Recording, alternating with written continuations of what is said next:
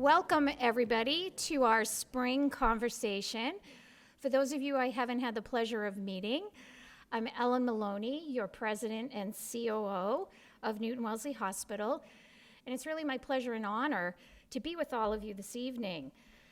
Tonight's event is the latest in an ongoing series of conversations that tap into the terrific clinicians and spirit of innovation at Newton-Wellesley.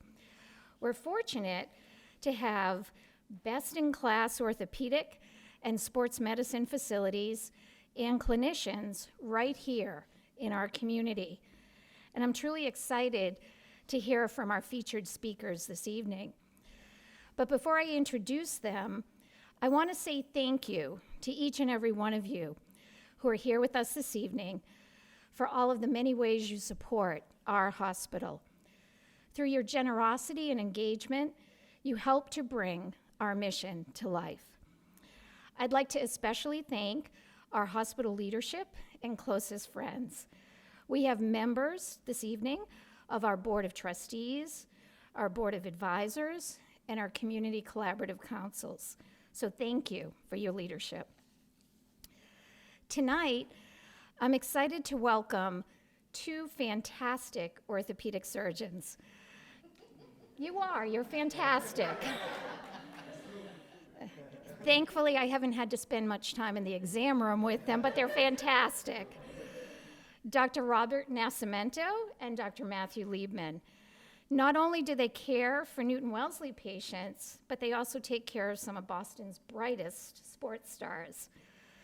Dr. Nascimento is chief of the Division of Sports Medicine at Newton-Wellesley, associate clinical professor of orthopedic surgery at Tufts School of Medicine, and instructor of orthopedic surgery at Harvard Medical School.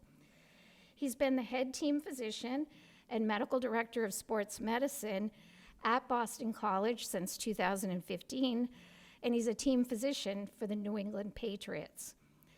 Dr. Liebman is an orthopedic surgeon, a hand and wrist specialist at Hand Surgery PC.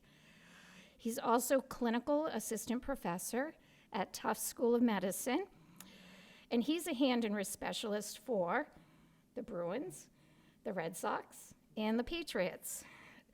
I know I can't wait to hear how these two have helped some of our favorite athletes.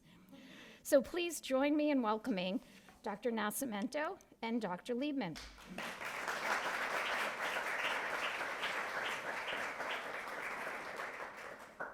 Thank you, Ellen, and good evening, everybody. Thank you for being here with us. So I'm going to start off by just giving us a brief history of sports medicine, where it came from, where it's going now, talk a little bit about Newton-Wellesley and our arrangement and our relationship with Boston College and some of these sports teams, and then I'll let Dr. Liebman give us a good rundown of some good clinical gory photos for everybody to go home and think about.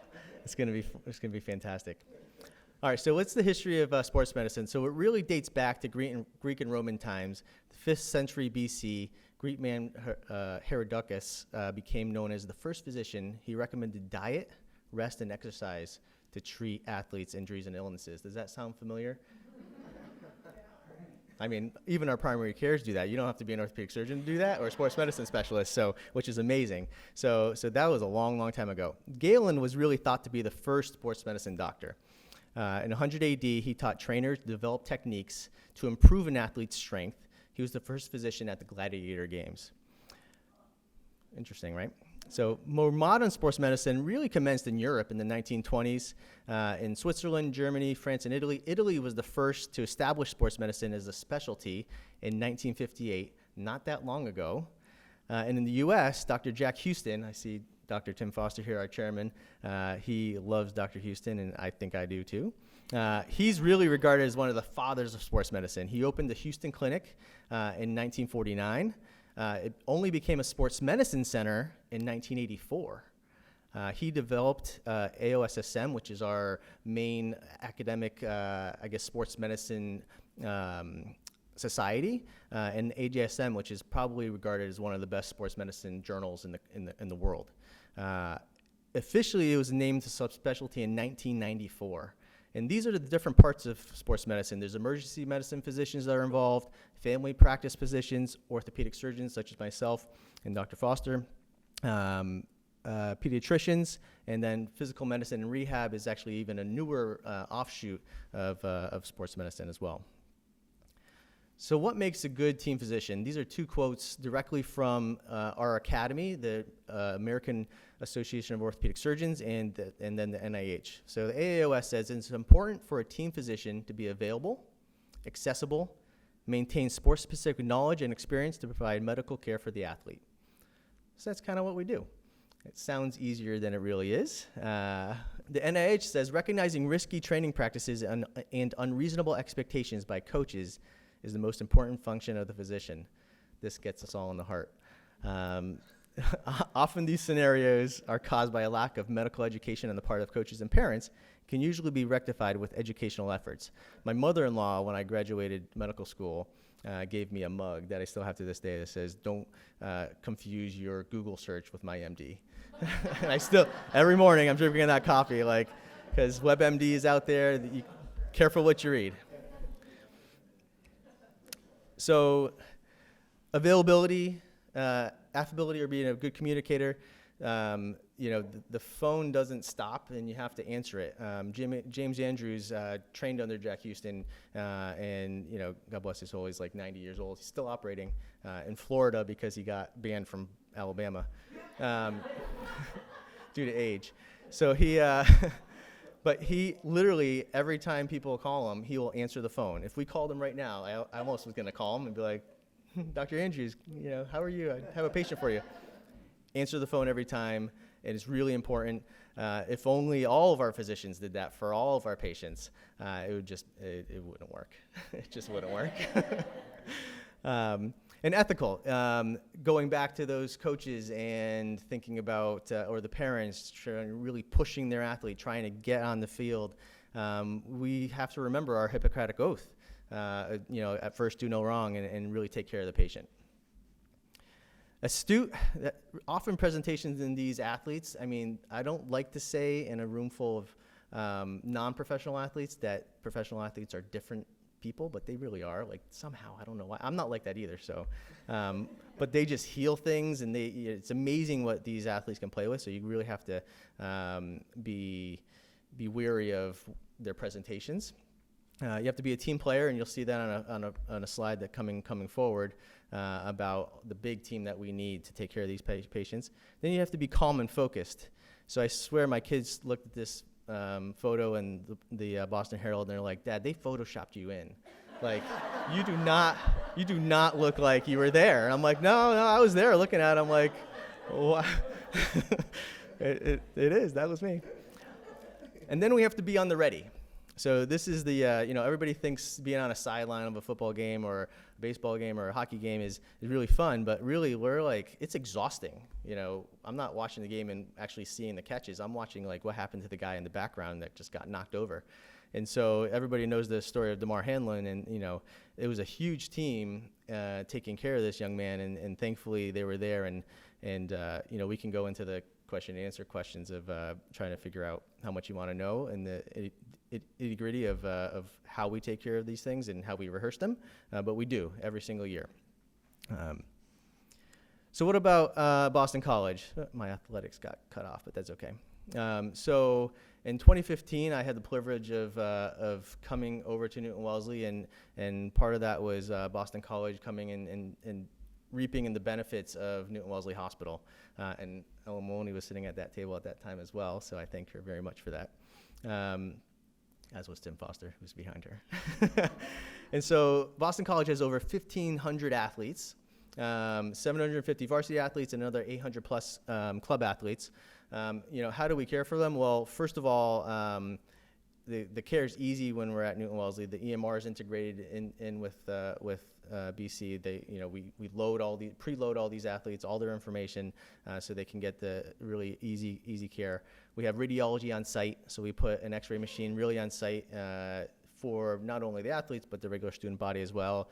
Treating a community, which is what we like to do. Our MRI director, we text each other like 4 times a day at least about different patients and scenarios. We have state-of-the-art surgery center where all of our surgeries happen. That's where the magic happens, by the way. And then we have Wells Ave right around the corner here. We have our rehab services that has a sports division that does an amazing job with some of our rehabs. So who makes up this sports medicine team? Like we talked about being a team player. So really, there's the physicians, the orthopedic surgeon that trains in this, and we go through our 5 years of orthopedic residency, and then you decide to do a sports medicine fellowship. And so typically we're either the head or the head orthopedic for each individual team. Our medical providers are very important because, although I had to pass my boards and talk about rashes, I'm not sure if I could do it now. It's been a while. Our athletic trainers. So athletic trainers are individuals who, get a master's degree, so about 6 years of education. They learn about the musculoskeletal system. They learn about injuries. They learn about sideline care. They're really the point person for all these athletes literally on a whim. Text messaging, calling. Should I ask doc this? Should I not ask doc this? And so they really are the navigators, the patient navigators for these athletes, and they know them well. They know everything about them. So physicians can't be there, physical therapists can't be there all the time, not even the coaches. So these guys, they literally know them like brothers and sisters, which is great. Gives us good insight. Physical therapists, we have a physical therapist that's at Newton-Wellesley that goes over the BC for about half time, maybe more than half time, 3/4 time. And so he treats patients at Wells Ave and then goes over to the BC to treat some of our athletes as well. It's very important to get back onto the field. Sports psychologists, we're making, this is a little bit, in the news. We're talking about mental health a lot more. I think is extremely important. Our sports psychologist is probably our busiest clinician for all of our teams, which I think says a lot. It's a good thing. Sports nutrition, going back to those ancient Roman times, right? I mean, diet's a big part of this. And then we have, strength and conditioning, massage therapy, chiropractic care. All these things kind of help kind of round out the care. But it really takes a village. So on this slide are just random names of some of the physicians, some of the hospital management people, the C-suite. Got you there. Everybody who's had some part in helping our athletes over the last 9 months. It's kind of amazing, and I probably left people off the list. So it really takes a village to take care of these people, and having a community hospital like Newton-Wellesley really has helped in that regards. So with that, I think my last slide was actually, which I can go over afterwards, just kind of a day in the life.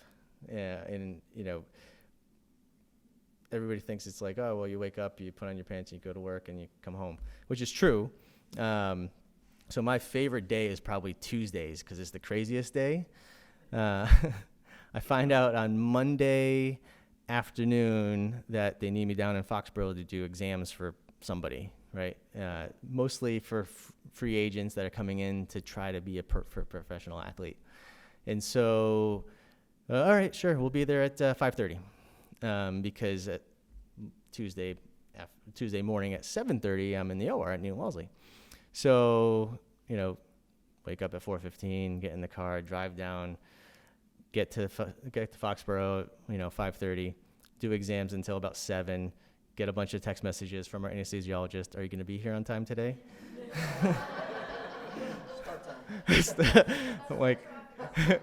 I'm like, Waze tells me yes, but let me get onto 95. Let me get off of Route 1 first. And so then we go in, and do our surgeries for the day. After the first surgery, there's like about 12 text messages about X, Y, and Z, and can you look at the MRI on this athlete, and really just take. But then we get into the OR and we're just focused on most of the time, I would say 98% of the time, our weekend warriors. Right, because everybody's doing sports, everybody's into this, which is great.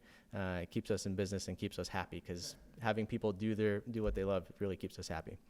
So we finish the OR at 3-ish. Go over to BC, do a clinic where I'm seeing post-op patients, So you see Foxborough, Newton, Chestnut Hill, doing post-op patients, seeing new patients, going over seeing these MRIs, calling my colleagues and saying, hey, can you look at this right now? Because I'm sitting in front of the athlete, and Matt Lehman always answers the phone. And then we finish the day. We wrap up around, I don't know, like 5:36, and then we drive home and do it again the next day. So that's kind of like a normal day. It gets worse during football season, but even off of football season with basketballs and hockeys and everything. So, but we do it because we love it, and when we go on vacation, it's really fun. All right. With that, I will turn it over to Dr. Liebman so he can go over some of these patients that we've seen here and that he's treated and his expert opinions. And I mean, he's been doing this for 16 years, about 16 years here at Newton-Wellesley, and has a breadth of knowledge for us. God, I'm bad at this. I'm pushing it this way. You can just use that. All right, want to just advance it? Great talk, Bobby. It's great. So I'm going to talk a little bit about what it's like to be a hand and wrist and elbow surgeon at Newton-Wellesley, and really taking care of 3 professional teams over the last 15 years. And it's as Bobby said, it takes up a huge part of your life in terms of this, as my wife calls it. This part of my job is my nights and weekends, and this is the immediate. Our privileged patients, as she calls it. She hates it. I mean, she hates the fact that that certain people are going to get special treatment, and it's not something that she likes, but it's something that I like to do. So we definitely don't see eye to eye on this, but it's been 15 years, and we have come to some agreement. So I'm an orthopedic surgeon by training. I take care of the hand, wrist, and elbow, and we do all ages. So we really take care of pediatrics. We take care of the elderly, the weekend warriors that Bobby was referring to, our high school and college athletes, and then there's this small subset of patients that we take care of with our professional athletes. And in my world, it's hockey, it's baseball, it's football. And then that grows into, because you do that, you take care of all the college athletes and the high school athletes. And you really start to draw in all these athletes from really all over the place from New England because you do that. And there are some very specific things that go along with sports medicine and hand and wrist surgery, which I didn't really know existed until I started doing it. So, there are common hand and wrist injuries that we see in athletes, and it's different how we manage professional athletes in that, number one, there's sport-specific decisions that we make, and there's even position-specific decisions that we make based on their injuries. We had to adopt our practice a bit in terms of taking care of our, what we call our regular patients, which is everybody like us, and taking care of our professional athletes, in that they have you have to change your way of thinking in that they have a very small window in terms of their earning potential. And, this is their chance to earn a career. The average career for professional athletes, probably 2 or 3 years. You see guys that are in the, whatever sport for, 8, 10, 12 years. That's not the norm. I mean, most guys go in and they're done in 2 or 3 years. So there are decisions that we make that push the envelope, and we also have to be responsible in the decisions that we make. So it's a push-pull in terms of as we make decisions, as guys get hurt. And almost all of them want to play. There is differences in terms of baseball and hockey being guaranteed salaries that if guys have contracts, they're going to get paid no matter what, versus football, if they don't play, they don't make money and they're done. So there's that we have to wrestle with. And at the same time, it's a group decision. So I don't put it all on myself. I involve the sports medicine doctors, we involve the trainers, we involve the players, sometimes the general manager, sometimes agents. And what I've learned is that I will make my recommendation about how long someone's out, and then typically that gets whittled down with each person we talk to. So I have to up it. So if someone's gonna be out, I want them out 6 weeks, I'll probably start at 12. And then by the time we're done and it gets to Bobby and he's making the decision when the guy's actually gonna play, it's 4. And then what you'll see is the player's probably on the field at 3 weeks. So these are adjustments that I've made over the 15 years and have gotten more and more comfortable with. So I put in here a bunch of videos just to show an example. So people say hockey, gloved injury. You're not going to see hand injuries. Well, just watch this video for a second. and watch, this is Noel Chari. Actually, now I've operated on Noel 3 times for his hand and wrist injuries. Now watch what he's doing to this guy with his fist, right? So my point to this video is that you'd say hockey injuries come when their gloves come off. I've never seen a hand fracture from a hockey fight in my 15 years, right? No one believes me about that. I've never seen it. They know how to punch. They're on skates. There's a lot of movement. They do not break their hands in hockey fights, right? I operated on that guy 3 times, all from getting slashed and getting hit with pucks, right? So the next video I'll show is, here you see a glove, and you see all these creases. Now, what's happened over time in hockey is that there used to be these big, thick leather gloves that went up high. They were heavy.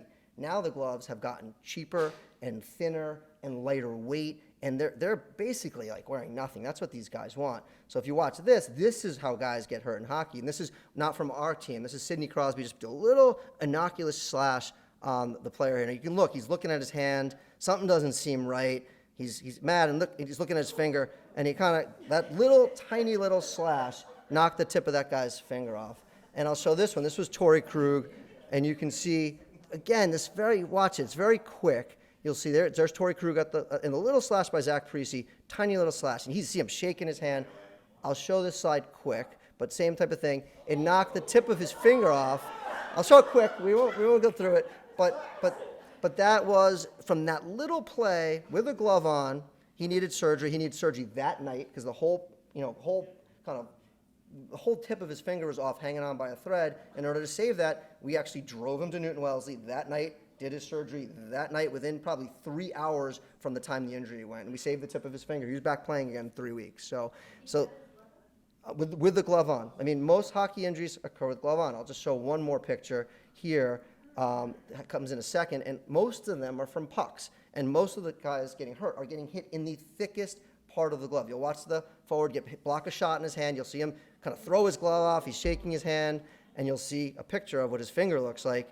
It's very crooked, as you'll see. You'll see in this picture here, that's a very crooked finger. And what he did was he broke his finger, and not to get into the details of the clinical, I mean, this is one of the most common hand hockey injuries that we see. Bobby's probably sent me 5 or 6 of these from BC players over the years. And orthopedic surgeons like toys, so we play with all of our little toys, and we put little plates and screws on these devices, and we fix them. And the idea is you fix them to let them move and play, a lot of times within, 3 or 4 weeks with an injury like this. One more hockey slide I'll show. This was David Krejci during the playoffs. And this is an interesting injury in that he open ice check where he gets kind of flattened, right? And you're saying, well, what's going to get hurt? Is it his shoulder? Is it a concussion? Is it his knee? Is it his wrist? Randomly, they'll show it close up. He extended his arm, and this happened to be a wrist injury, a real violent wrist injury that he had. And he had this shows it the best. You can see he was reaching. He could have injured anything. This is the interesting part. Why was it his wrist? Who knows? But he had something called a perilunate dislocation. This is a really devastating wrist injury. He needed emergency surgery, and you're out for 4 months no matter who fixes you. So that's just an example of a hockey injury that can go anywhere. It could have been his clavicle, it could have been his shoulder, it could have been his knee. It just happened to be his wrist. We see a lot of hand and wrist injuries in hockey. Now, this is my favorite video. I use this in every talk that I give because this really epitomizes my world, right? We'll be watching a game, and you'll watch, this is Teixeira, and I can't remember the name of our catcher, but Teixeira gets hit on the wrist, and it ricochets onto the catcher's hand, right? So they'll show this a few times. So this is baseball and hand injuries, right? So watch this. The ball hits his wrist, ricochets off the wrist into the ungloved hand of the catcher. They both broke something, right? So watch, you'll see broken wrist, broken hand, right there. Boom, boom, right? That's my world, okay? And what happens is, as what we do, I'll be sitting there, and I'm not at the game. I have the luxury of being a consultant that I get to float in and out and not stay. Yeah. And so, I have my phone on always. People are always saying, are you on call always? Well, I just have to have my phone on when any of our sports teams are playing, so it's always. And usually it will be a bunch of my friends sending me texts. By the way, go to your phone, go check this out. You're going to see someone got hurt, right? So just a good example, foul tip, he shattered his hand. Again, our toys that we play with, we fix it. And again, baseball players are a little different than hockey, probably back about 6 to 8 weeks. And my last slide, which we'll have to talk about, the famous thumb, Tom Brady's thumb. And I can talk about this just because now there's a book written, The Dynasty, there's a chapter about it, there's an Apple TV special coming out about it. So this is like out there. So I'm allowed to talk about this now. Before I wouldn't be. Yeah, exactly. So this was the injury that occurred, I think it was 6 days before the AFC Championship game when a handoff went bad. Either the ball or something hit his thumb. And what happened is it was cold. His thumb got bent back more than it should have, and the skin split. He had some underlying kind of deeper injuries, but eventually, we did a procedure on him. We washed it out. We closed his thumb. This is just in the training room. And again, there's a bigger story behind everything involved, but basically fixed the thumb. He played, I think it was 6 days later. The stitches were in. The tails of the sutures were trimmed. Everything was tuned up for him. It worked out. It was a great experience because he won. Now, unfortunately, we lost to the Eagles that year, so we did not win a Super Bowl that year. But it was a cool experience. It was an intense one, I say, for me in terms of that kind of experience, thinking of this type of high-profile athlete with everybody watching and everybody talking about it, just to the next degree, right? So, but this one worked out. We didn't win that year. And my last 2 slides, which I'll show, luckily, I've been part of 6 championship teams, 3 with the Patriots, 2 with the Red Sox, 1 with the Bruins. Some devastating losses with the Bruins that we should have won. But I've been lucky in my 15 years to kind of really be involved with 6 of these championship teams. And I show this picture because this is like an unusual picture that probably most people can't show. Holding the Stanley Cup on the Vancouver ice, holding the Lombardi Trophy in Atlanta, and the World Series trophy at home. So, but this is like, it's been a good run for winning. I'm not sure this is going to happen ever again in our careers, but we have this, so it's been a lot of fun. So. You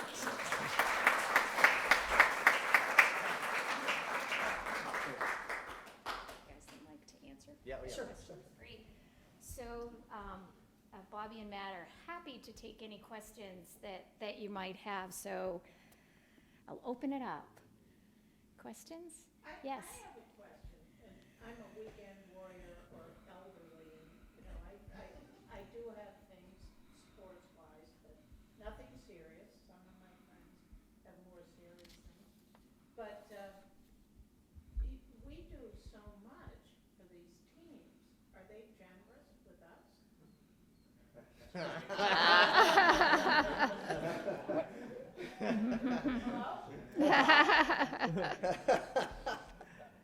So we do so much for these teams. Are they generous with us? Is the question. I mean, with the hospital, I'm sure. So a little bit yes and no. I mean, I think unfortunately, we're in an era where it's expected to have this type of medical care. It's not a luxury. It's a right, apparently. So that's the first problem. The Kraft family has donated just recently, I think, $50 million to Mass General Brigham. So it's Yes. pretty good. That's Yeah. pretty good. And over the years, probably much more. That's just the one most recently. And it doesn't come towards. It comes towards the hospital, which is probably better than just to us. They're not generous with us. Like, they don't really pay us. Yeah. Right. We have that. Right. I think So. I'd add, like, the foundations of the sports teams. Like, I vividly remember we had an event for our employees at Warrior Arena, thanks to the Bruins Foundation, to be able to skate on the ice. So I think there's those types of things in terms of supporting the community from their foundations that I think have benefited us. Yeah, and the Wounded Warriors, the Jimmy Fund, like there's a lot of stuff that these teams have helped kind of coordinate around care for the rest of the community. Great. Other questions? Yes, Josh? Josh Lee with the Board of Advisors. Thanks for doing this. This is fascinating. And I had 2 questions. One is, do you ever end up fixing, not your own, obviously, but fixing surgeries for athletes done in another area, or veterans abroad, or people coming in from out of the region that need something repaired? Yeah, absolutely. I mean, as we do it more, we start to draw people outside the region, and that's kind of a little bit of a goal to try to bring more people in to come to us. I mean, there are a lot of professional athletes that live in the area, that we take care of them and their families, when they're in their off seasons and they need off-season surgeries. And there are people that come to you for second opinions just because as you start to build up a reputation and start to take care of an athlete on your team, they move to another team. There are a lot of athletes that I'm still taking care of and still getting phone calls from that are moved to other teams that are still calling me. There's a lot of personal connections that you make with these teams, especially as guys, if they stay there for a while and they have your cell phone, they will call you directly. And so there's definitely a lot of that still going on. So yeah, it does occur. So it does, it doesn't make up a huge percentage of our, when I think about doing 650 cases a year, I mean, it's maybe, 5-10% of the cases, but it takes up a lot of your time. So, but yes, it does occur, so. And you had a second question, and then we'll go right over here. Question is, what's so interesting is it seems like your patients aren't sick, right? It seems like pro athletes, weekend warriors, like suburban dads like me, trying to get back to peak performance or just back to the things they love from, when you're looking at it as, I'm sure you have a huge wait list, but as a customer and building your practice and growing out this high margin service line, is it a different dynamic than the sick care and how you usually approach that or think about that? Yeah, I mean, I think so. I mean, we never say no. Closer. Oh. So I think they need me to maybe rephrase it, or Bobby. Yeah. I think just so that we capture it on the microphone. So the question really is around majority of sports medicine. It's not necessarily sick folks with comorbidities and with access. How are we handling that and dealing with that, and other people that have that are truly sick, Right. Comorbidities. Right. Thankfully, this is what we do, right? And it's a little bit of a curse because how do you get somebody from 90% to 98% versus, somebody that's really in trouble at 50%, getting them to 70, they love you. They think you're the best. So it is a difficult job, but it's rewarding when they get to 98%. It's difficult because there's so many people out there looking for this type of care. Now we just most recently started an orthopedic walk-in clinic at our 978 location on Worcester Street, and that's helped tremendously to kind of funnel through hey, you just need a little rehab. You're fine. You don't need to see the surgeon. You're good. And then patients who really need to be seen and are a little bit more dire, they can get in a little bit quicker with us.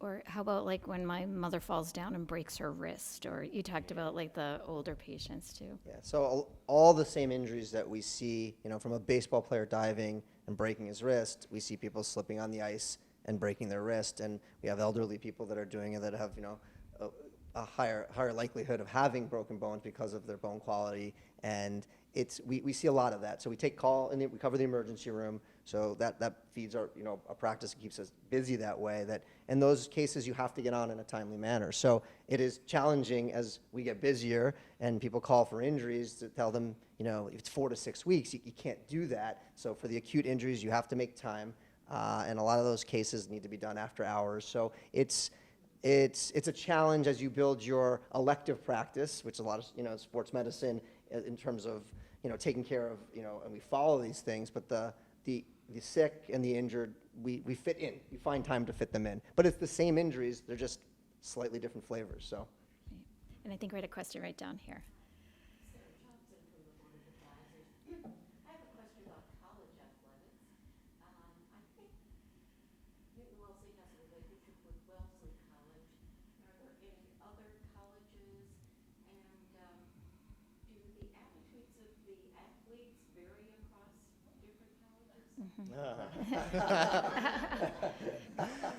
Cultural differences. Cultural differences, right? yeah.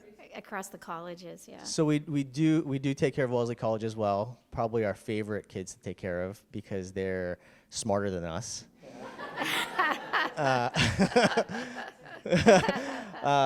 And it's funny. And the other reason why is because they're a little bit more grounded in reality. Whereas I think our athletes in college have become wired by society and their parents to think that they're doing X when really they just need to be doing Y instead. So that's a challenge, kind of bringing them down to reality sometimes. Some of them are actually very happy when they have a season-ending injury because they don't have, all the pressure's off. I have 9 months to like not think about it. And so that mentality is getting worse and worse over the years. And now with, they can use their name, image, and likeness to make money. They're making more money sometimes, say a female college basketball player is going to make more money in college than she will in the WNBA. And so the mental part of that is challenging for everybody, but I think we're all learning how to deal with all these problems. Also, we take care of all the Northeastern athletes now. We also take care of Harvard to a certain degree, and I would tell you those visits are always the longest. If you're going to see a Harvard athlete, if you talk about seeing someone from BC or Northeastern and Harvard, you'll say how much time you're going to spend with someone. It's usually you ask about the differences. There are definite differences, and then we take care of a lot of all the local Division III schools as well, and not officially in so many, but with Babson and Tufts and Curry College and Suffolk and all the schools. I mean, there are a tremendous number of college athletes in the region, and we take care of them all, and a lot of them are driven by just the relationships of the trainers with us and our offices, and it's the volume. It's in terms of Dr. Nascimento's practice, it's all sports medicine. For me, it's grown to probably 30% sports medicine, and just in terms of how many colleges we have and how much they draw in and everything like that. So, but there's different personalities with each school for sure. Great. I think we have a question right over here. I'm mostly a golfer, but I have a lot of friends playing pickleball. Pickleball. Pickleball and how many injuries. We love pickleball. Yes, pickleball is paying for my new car.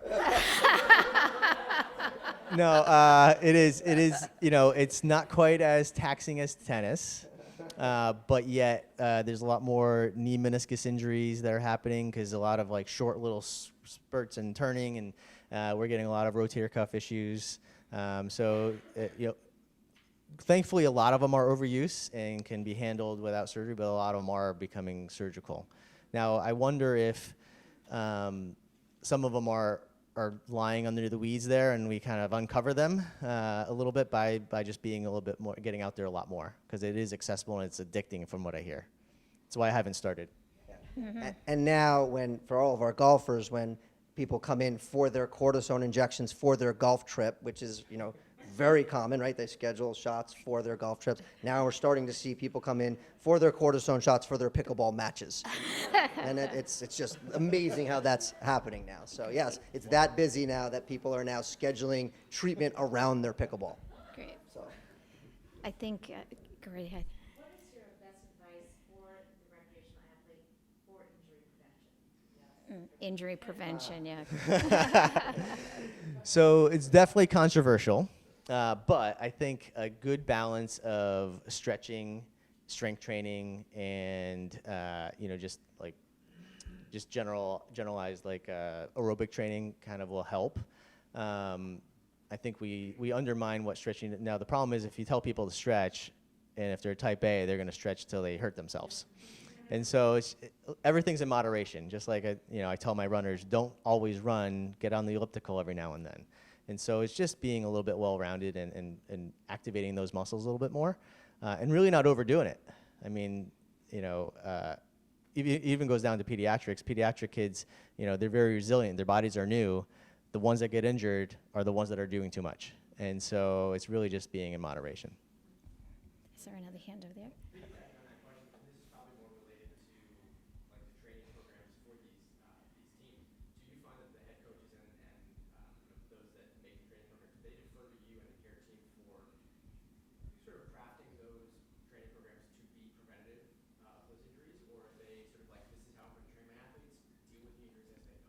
So the role that you play in training regimens and programs? So we, as orthopedic surgeons, we rely on our athletic trainers to help with that because they have really, really close, they work day to day besides our strength and conditioning coaches and our coaches.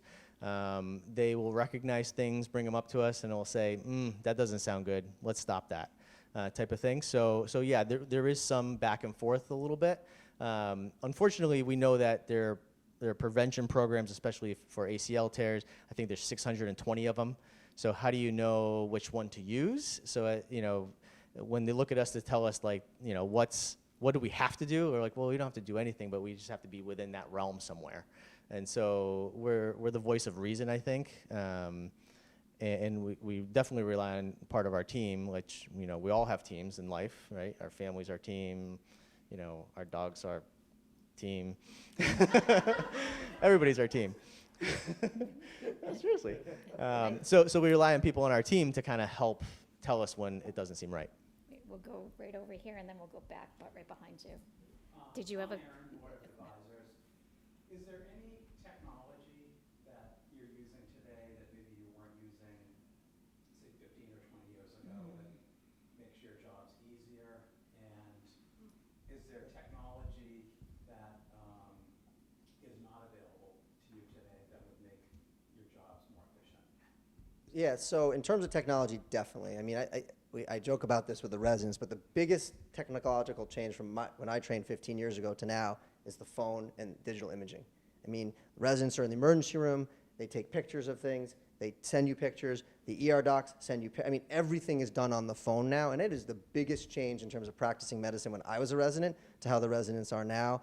And also patients coming in, when they have their injuries, they have something hurt, they take a picture of it. Everybody has a picture of their injury, and they ask you if you want to see it, and I'm always like, 100% I want to see it. I want to see the video, I want to see, anything is helpful as we take care of these injuries. So I would say, for me, I'd say the phone is like the biggest advance in medicine that's really changed how we practice and made it so much better. You don't really think about it, but it's huge. And then the technical side of some of the devices that we use, some of the implants that we use to fix tendons and ligaments and nerves, there's been a lot of changes, and I'm definitely fixing things differently now than I fixed 10 years ago with the advancement of some of the devices that we have. And then in terms of technology for the future, for sure. We have all sorts of ideas of what we want to do that we can't do that I'm sure is right around the corner. So for sure. I mean, I think, that's the fun part about what we get to do, that even in my 15 years of practice, I am like doing new things still to this day, trying new things, doing new things, going to labs, trying new techniques, trying new devices, and trying to make it better. So that's the kind of, it's fun. That's the fun part. There's only a handful of things we do the same now than we did 10 years ago, in sports medicine especially. It is ever changing, and if you're not on top of it, you're missing the boat. And so sometimes patients will come in, they had like an ACL done 20 years ago, and like, oh, your tunnel's a little bit, and they're like, well, is that bad? I'm like, well, no, that's how we did it. It's just different now. We know more. We have more knowledge, and we have technology that helps us put it in the right position now, and I think you're doing better now. You'll get more than 20 years out of this next one, hopefully. How about like biologics and like, do you see robotics? Yep. Because we have 2 robots at Newton-Wellesley that we're using for non-orthopedic surgery. Oh, absolutely. So biologics in sport, we use in sports medicine a lot. Unfortunately, insurance doesn't pay for it yet because our studies have been skewed. They've been kind of all over the place. I think it's a huge role. We've been using it in the athletes since, was it 86? Since 1986 with Hines Ward. That's how it kind of started becoming a big thing during the Steelers Super Bowl run. And that's tremendous to regenerate your own tissue. I would warn people, you hear it on the radio. I probably wouldn't go there unless if somebody's the CEO. But yeah, I think that's the new horizon for potentially limiting how many people have to go to surgery, and repairing your own tissues by injecting some of your own biologics. Like Dr. Liebman and Ellen were saying, the robots and the machines to make our surgeries precise is we're close. We're very, very close.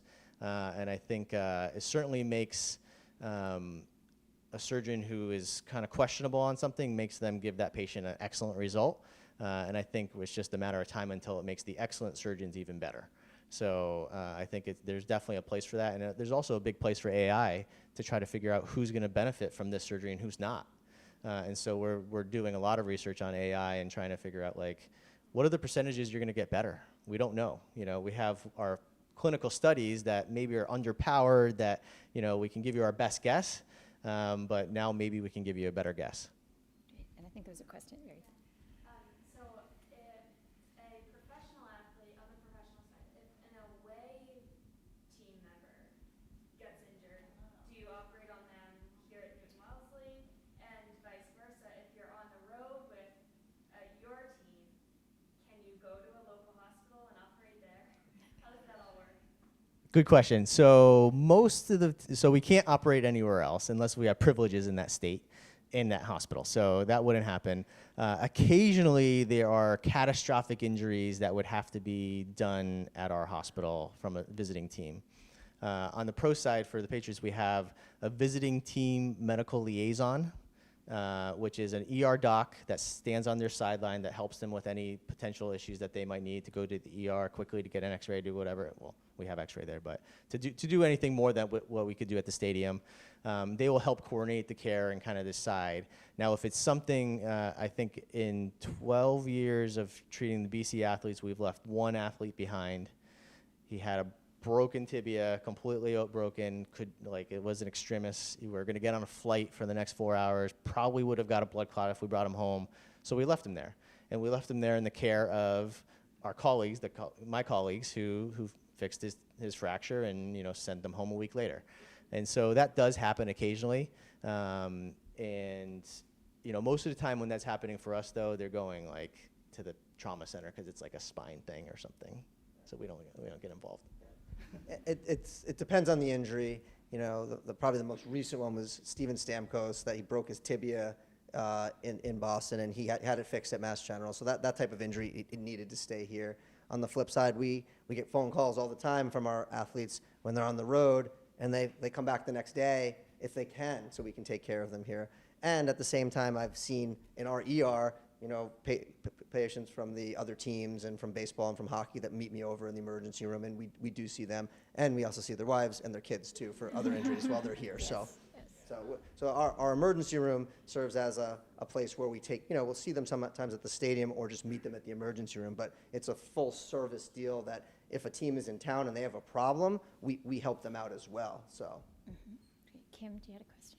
Hi, I'm Kim Gerard from Community Health. Do you work with any female professional athletes or teams? We do. We take care of the Boston Renegades, which is a professional football team. I think 7-time national champions. Yep. I do have a few. I did not put my rings up today. And so we take care of them along with Wellesley College, obviously. And I think MGB just signed a deal with the professional hockey team in town. And soon to be, we'll take care of the soccer team as well. So I used to take care of the soccer team as well long ago. And also the U.S. Women's Olympic team, I take care of a lot of the women from there. And those are because of the connections through the Bruins. So a lot of times what happens is they're friends with the trainers, and then and you take care of one of them, and you start taking care of all of them, and that has spun now into the U.S. Women's Soccer Olympic team. So it starts to build on itself. So we have volleyball, we have soccer, we have hockey, football, believe it or not, football. But yes, we do. It's just, a lot of times they're not necessarily, stationed here. So, and also skiing. So there's a lot of them that are at Dartmouth and in Vermont too. So. I think we've got time for one more question if there's, yes.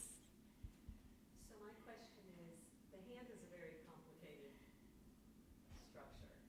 Although, well, and I say this because Not the shoulder? You're patient. and I'm above a weekend warrior, but not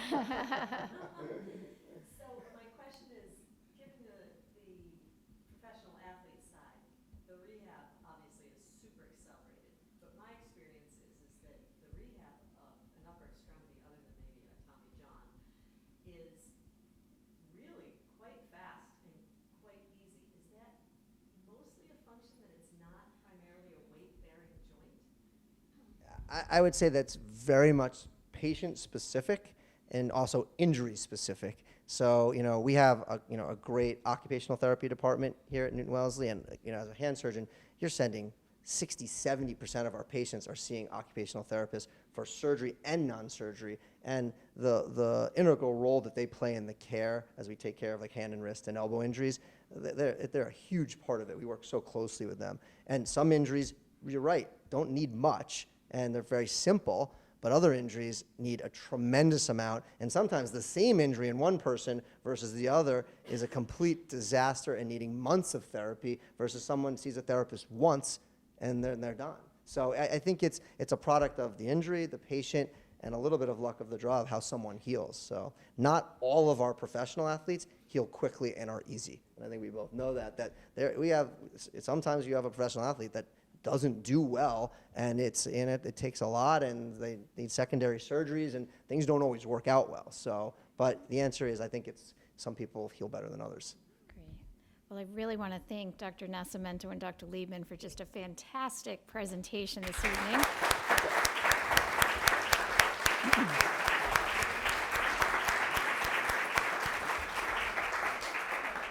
And really want to thank all of you for joining us this evening. We're really delighted to bring you this conversation series.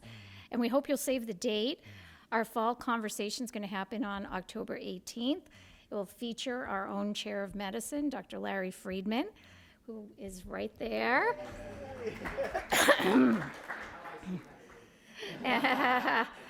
And Dr. Friedman will be joined by our division chiefs of cardiology, endocrinology, and hematology oncology. So I think that's going to be a terrific evening. At this time, we'd really love to welcome you. We have a small reception outside, and we hope you can stay for a little bit for conversation and enjoy some drinks and small bites. Thank you all very much. Thank you, everybody.